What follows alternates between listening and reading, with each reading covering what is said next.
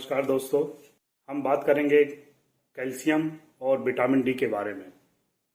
हमारा शरीर है जिसमें 206 हड्डियां हैं और ये हड्डियों की जो संरचनात्मक मजबूती है वो कैल्शियम की वजह से होती है। कैल्शियम उसमें यदि निकाल दिया जाए तो हड्डियां जैसे लोई होती है वैसी मुलायम होके टूट के पूरा जो स्ट्रक्चर है शरीर का वो गिर जाएगा। अब ये बात है कि यदि कैल्शियम हड्डियों में मजबूती करता है तो विटामिन डी का क्या काम है। तो विटामिन डी जो है कैल्शियम को हड्डी में शामिल करता है। यदि विटामिन डी ना हो तो हड्डी में कैल्शियम शामिल कौन करेगा। तो इस तरह से विटामिन डी भी बहुत महत्वपूर्ण है। हालांकि हम यदि माने तो लगभग हमको 1000 से 1200 मिलीग्राम में आता है। कुछ पेशेंट्स हमारे पास आते हैं जैसे जिनकी सिंगल किडनी है या जिनको पथरी बनती है और ज़्यादा एज है, उनको तकलीफ हो रही है, कमर दर्द है, पीठ दर्द है, सब कुछ दर्द कर रहा है, लेकिन किसी ने उनको बोल दिया, उनके दिमाग पर डाल दिया है कि अरे तुमको पथरी हुई थी या तुमको किडनी डिसीज है तो कैल्शियम मत खाओ। लेकिन यहाँ ये ध्यान देने वाली बात है कि जो यदि कैल्शियम की कमी होगी शरीर में तो हमारे शरीर में एक सिस्टम एक्टिवेट हो जाता है। वो सिस्टम ये कहलाता है कि जैसे कैल्शियम की कमी होती है, हमारे जो गले में ग्रंथि होती है जिसको थायराइड ग्रंथि कहते हैं, उसी के साथ में एक पैराथायराइड ग्रंथि होती है। तो वो पैराथायराइड ग्रंथि तुरंत एक्टिवेट हो जाती है और जैसे एक्टिवेट होती है तो वो एक पीटीएच नाम का हार्मोन बनाती है और वो पीटीएच नाम का जो हार्मोन है वो हड्डियों से विटामिन डी जो जब अपन को कैल्शियम जो है अपना कैल्शियम हड्डी में जमाता है वो भी इस समय विरोध में काम करने लगता है और हड्डियों से कैल्शियम घोल के कैल्शियम लीक करने लगता है। क्यों कैल्शियम लीक करने लगता है इस समय? विटामिन डी भी और पीटीएच भी, क्योंकि ब्लड में कैल्शियम चाहिए। क्योंकि ब्लड में यदि कैल्शियम नहीं होगा तो हमारी मांसपेशियां कैसे काम करेंगी, हमारी नसें काम कैसे करेंगी, हमारा शरीर कैसे चलेगा फिरेगा। इसलिए जो पथरी है यूरिन वो बनती कैसे? तो जो पथरी है वो बेसिकली कैल्शियम ऑक्जेलेट जो क्रिस्टल हैं वो बनते, क्रिस्टल फॉर्म बनते हैं। और यदि कोई पानी कम पी रहा है, उसकी यूरिन कंसंट्रेटेड होती है तो वहाँ पे बन जाता है। इसीलिए बोलते हैं कि जब हम डाइट लेते हैं तो हम कैल्शियम को, खासतौर से जो कैल्शियम कार्बोनेट रहता है उसको डाइट के साथ लेते हैं। डाइट में क्या है, ऑक्जेलेट होता है। ये भी जान लीजिए कि हम 100% ऑक्जेलेट डाइट से नहीं रिमूव कर सकते क्योंकि डाइट में बहुत सारा ऑक्जेलेट रहता है। लेकिन हम कैल्शियम को फूड के साथ लेने से क्या होता है कि जो कैल्शियम है का कुछ पार्ट ऑक्जेलेट को बांध करके उसको फेसेस से बाहर कर देता है।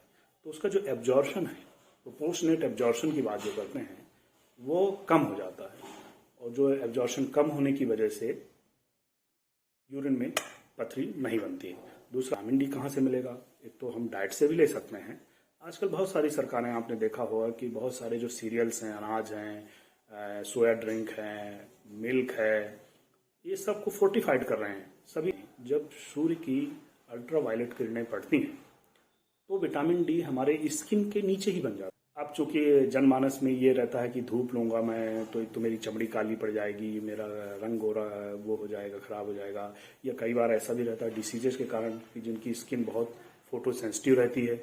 फोटो सेंसिटिव रहने से क्या है कि भविष्य में फिर स्किन कैंसर का डर भी रहता है कि ज़्यादा धूप लेंगे। तो इसका आंसर देने के लिए 2010 में एक स्टडी हुई, इंटरनेशनल जर्नल में जो स्टडी हुई, उनने बताया कि लगभग हमको प्रतिदिन, ज़्यादा नहीं लेना, 20 मिनट धूप में बैठना है। अब बोले कि 20 मिनट धूप में। दूसरा, हाँ, एक शर्त रखी उनमें कि लगभग हमारे शरीर का 40% हिस्सा अनकवर्ड, लेकिन 40% हिस्सा सनलाइट में एक्सपोज होना चाहिए। दूसरा, उन्होंने एक ये रिकमेंडेशन दिया कि यदि जैसे फोटोटॉक्सिसिटी होती है या स्किन बर्न हो जाते हैं तो उससे बचने के लिए आप सुबह 10 के पहले की धूप और शाम के 4 के बाद की धूप ये ले सकते हैं। और जाएगा तो वहाँ से कैल्शियम एब्जॉर्ब कराएगा, हड्डी में जाएगा तो वहाँ से हड्डी से कैल्शियम को जोड़ेगा, हड्डी की संरचना को मजबूत करेगा। और किडनी में जो है ये बेसिकली कैल्शियम को बहने से, लीक होने से रोक देगा, रीअब्जॉर्ब करेगा, जो है तो वापस ले लेगा। एक गिलास दूध में लगभग 300 मिलीग्राम कैल्शियम होता है। तो एक गिलास सुबह आपने पी लिया, एक गिलास शाम, तो 600 मिलीग्राम कैल्शियम तो आपको डाइट से ही मिल गया। दूसरा, कुछ प्रकार के जैसे सब्जियां हैं, हरी पत्तेदार सब्जियों को इसमें बोलते हैं। जैसे कि आप देखोगे हरी पत्तेदार सब्जियों में अपना जो है ग्रीन लीफी वेजिटेबल्स, लेकिन हाँ, पालक में कैल्शियम बहुत रहता है, लेकिन पालक में ऑक्जेलेट भी बहुत होता है, तो जो हमको इफेक्टिव कैल्शियम मिलता है वो कम मिलता है पालक से। तो दूसरा ये है जैसे भिंडी, और ये आपने देखा होगा गोभी, जो हरी गोभी रहती है, जो अच्छे फूल वाली हरी गोभी रहती है, कुछ ब्रोकोली, तो ये हमारे कैल्शियम के अच्छे सोर्स कहलाते हैं। दूसरा जैसे आप देखेंगे बादाम, यदि 1/4 कप बादाम लेते हैं तो 100 मिलीग्राम कैल्शियम आपको मिल जाता है। तो बादाम हमको खाना चाहिए। और जैसे सीसम सीड्स हैं, सनफ्लावर सीड्स हैं, इनमें भी अच्छा कैल्शियम रहता है। जो लोग नॉन वेज लेते हैं उनमें जो कुछ प्रकार की फिश हैं जैसे सार्डिन्स हैं, इनमें जिनका बोन भी खाते हैं लोग, उससे भी कैल्शियम उनके अच्छी भरपाई मिल जाती है। जैसे फिश ऑयल है, वहाँ से विटामिन डी भी बहुत अच्छा मिल जाता है, और दूसरे नॉन वेज फूड्स में भी ये रहता है।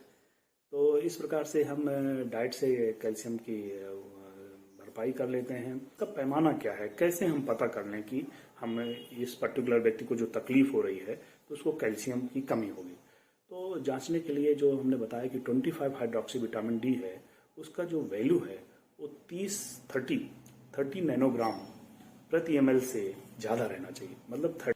तो हम एक चीज़ का आगाह करना चाहते हैं कि कैल्शियम सप्लीमेंट्स हमेशा डॉक्टर की सलाह से खाना चाहिए। डाइट का जो कैल्शियम है वो आपको बिल्कुल नुकसान नहीं करता, लेकिन जो कैल्शियम सप्लीमेंट्स हैं वो आप अपने डॉक्टर की सलाह ले लीजिए।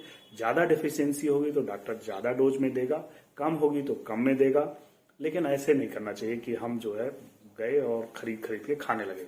कई बार इससे टॉक्सिसिटी हो जाती है, और वो टॉक्सिसिटी होने से मान लीजिए ब्लड में कैल्शियम विटामिन डी का लेवल 125 नैनोग्राम प्रति ml से ज़्यादा हो गया तो विटामिन डी की टॉक्सिसिटी हो जाती है, क्योंकि विटामिन डी हमारे शरीर में स्टोरेज भी होता है।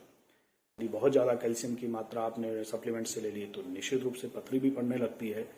तो अति सर्वत्र वैद्य, उनकी जो डॉक्टर की सलाह है, आप अपने खुद के डॉक्टर से जो सलाह लेंगे तो आपको एक प्रॉपर डोज सेट करके देंगे, और जांच भी समय समय पर करवाएंगे, और उससे आपको लाभ मिलेगा। दूसरा, जैसे बड़ा बच्चा है 6-7 साल का, 8 साल का है, तो आप देखेंगे उसमें कैसे पता करेंगे, तो उसमें देखेंगे कि कई बार हमारे पास जो पेशेंट्स आते हैं वो बोलते हैं बच्चा थोड़ा बहुत भी खेलता है और इसकी हड्डी टूट जाती है। ये रहता है कि बच्चों के पैर टेढ़े हो जाते हैं, या ऐसा आप देखते हैं कि हाथ की जो है बाकी शरीर दुबला पुतला, लेकिन ये हाथ की रिस्ट ये बहुत सूजे हुए हैं, घुटने बहुत सूजे हुए हैं। तो हो सकता है उनमें जो कैल्शियम और विटामिन डी कमी हो, जो कि रिवर्सिबल है। यदि ट्रीटमेंट दो समय रहते तो बच्चे ठीक हो जाते हैं। दूसरा ये रहता है, कई बार माँ बाप बोलते हैं कि हमारे बच्चे के दांत लेट आ रहे हैं, दांत ही नहीं आ रहे हैं, तो लंबाई नहीं बढ़ रही है, हड्डियां भी बार बार टूट रही हैं, थोड़ा भी खेल लेता है पैर दर्द करने लगते हैं। तो इस तरह की समस्याएं लेके पेरेंट्स हमारे पास आते हैं, और हम लोग उस पर इन्वेस्टिगेट करते हैं, और इन्वेस्टिगेशन से हमको पता चल जाता है।